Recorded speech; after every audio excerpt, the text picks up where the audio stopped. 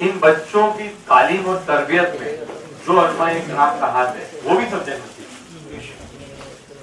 کیونکہ ان بچوں کو تراشنا، الحمدللہ ماشاءاللہ بہت اچھے پیارے معصوم بچے ہیں یہاں پر، اور یہاں تک ہے کہ قرآن حافظ نے MBA بھی کیا ہے۔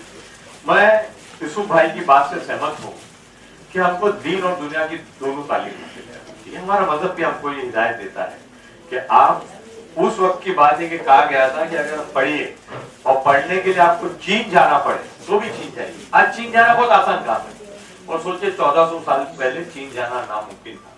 تو ہمارے مذہب میں پڑھنے کو اتنی اہمیت دی گئی ہے، اور دونوں تعلیم کے اوپر آپ ایک تعلیم لوگے اور دوسری نہیں لوگے تو زندگی میں گاڑی کے دو پہیے ہوتے ساتھ میں چلتے تب گاڑی آگے بڑھ جاتی ہے۔ مگر یہاں وہ پیرنٹس نہیں ہے، مگر میں ایک بات کہنا چاہتا ہوں، بات ہم سب علماء اکرام کو بھی عام کرنی چاہیے کہ بچہ جب ہم انگریزی اسکول میں بھیجتے ہیں تو اس کی لاکھوں روپیہ فیس بھرتے ہیں، اس کے ٹیوشن کے اوپر لاکھوں روپیہ لوگ خرچہ کرتے ہیں، مگر عربی کی ٹیچر پڑھانے کے لیے یا اردو پڑھانے کے لیے اگر گھر میں آتا ہے تو مولانا سے 100-200 روپے کے لیے رزق ہوتی ہے۔ بہت ہی افسوس کی بات ہے، اگر ہم ہمارے علماء کا دھیان نہیں رکھیں گے، ہم اپنے علماء کو اتنا نہیں دیں گے کہ وہ بھی اپنے بچوں کو پڑھا سکے، تو وہ علماء جو ہم کو انگلی پکڑ کے جنت کے راستے پہ لے جاتا ہے، جس کے پیچھے ہم نمازیں ادا کرتے ہیں، جن کے بتائے راستے پہ چل کے ہم اللہ کی جو ہم کو میسج ہے اس کو ہم عمل میں لاتے ہیں، اس کے لیے ہم کوتاہی کیوں کرتے ہیں؟ اور اس کے لیے کوتاہی ہونی بھی نہیں چاہیے۔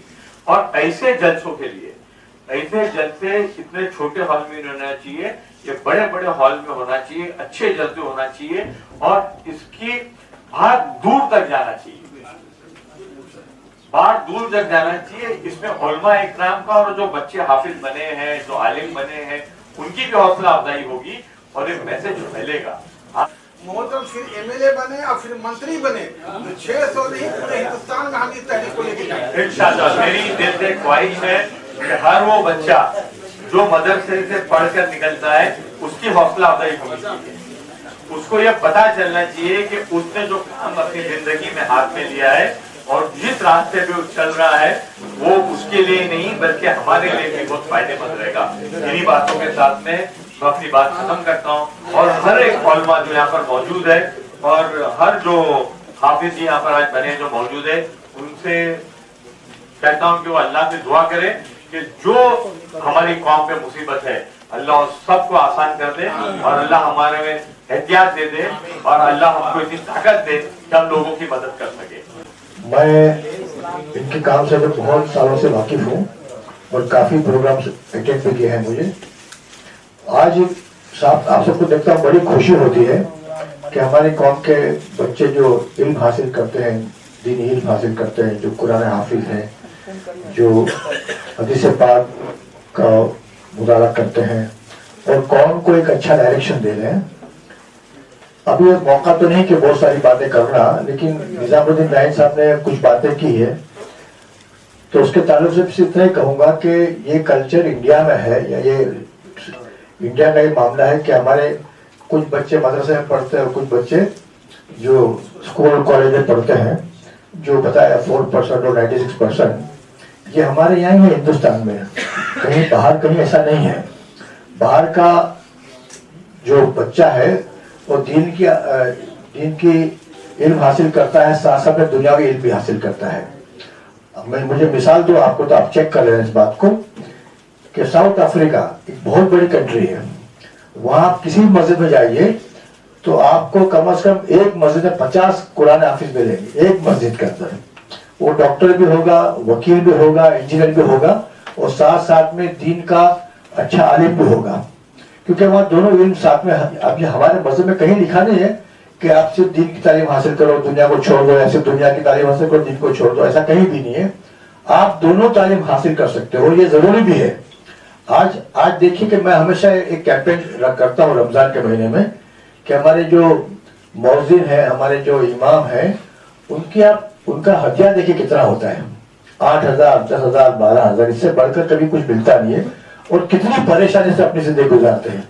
ان کے بوڑھے ماں باپ ہیں، ان کی بیوی ہے، بچے ہیں، بچے کا ایجوکیشن ہے، باپ کا میڈیکل کا खर्च होता है, घर चलाना, खाना पीना करना बड़ा मुश्किल काम है और इस पर किसी का ध्यान नहीं है। अच्छा, उसमें देखिए उसकी बहुत सारी बातें हैं, बहुत लंबी बात हो जाएगी वरना। हमने ये मालूम किया है कि कितने लोग नमाज पढ़ते हैं, पूरी कौम की बात कर रहा हूँ, तो 4% 5% लोग नमाज पढ़ते हैं। 95% तो आपकी कौम के वो लोग हैं जो नमाज ही नहीं पढ़ते हैं, या जुमा पढ़ते होंगे, या बहुत से बस रमजान का महीना आया और तरावी पढ़ ली, रोजा रख लिया और कुछ इबादत कर ली। तो आज जो भी कुछ हो रहा है, हर बार गवर्नमेंट के ऊपर डालना अच्छी बात भी नहीं है। बीजेपी है, वीएचपी है, बजरंग दल, मना थोड़ी करते आपको पढ़ने के लिए। हमारी कौम ने अपने लिए क्या किया उसको भी सोचना पड़ेगा ना। हम लोग अगर अपने आप को भी कसूरवार ठहराएंगे तो शायद तरक्की हो सकती है। हम लोग अपने गरीबों में जाकर देखेंगे हमने क्या कंट्रीब्यूशन किया है, तो बहुत सारी जिम्मेदारी हमारी आती। दुनिया की भी, दुनिया का इल्म हासिल किया और दीन छोड़ दिया तो बर्बादी है। सिर्फ दुनिया इल्म हासिल किया और दुनिया की इल्म नहीं है तभी परेशानी है, क्योंकि आपकी रोजी रोटी का सवाल आता है। तो हम तो चाहते हैं कि हमारा बच्चा दोनों तालीम हासिल करे, वो हाईली क्वालिफाइड भी हो, एमए हो, पीएचडी हो, साथ में कुरान हाफिज भी हो, इंजीनियर भी हो। तो सोचिए कि अगर एक मुसलमान हर तरह से काबिल है, उसको दोनों तरह का इल्म है, तो उसकी पोजीशन और हमारी पोजीशन में कितना फर्क पड़ेगा। अब देखिए, मैं वकील हूँ, उसका मतलब ये नहीं कि मुझे दिन का कुछ जानकारी नहीं है।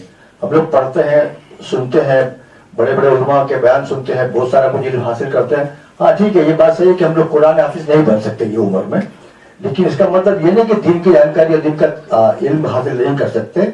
माशाल्लाह बहुत सारे लोग हैं। आपको मुबारकबाद देता हूँ और आपकी माओं को और आपके वालिदैन को, जिन्होंने आपको इस लायक बना दिया कि आप सर उठा के दुनिया में भी और आखिरत में भी हमारा और हमारे खानदानों के नाम को रोशन करें।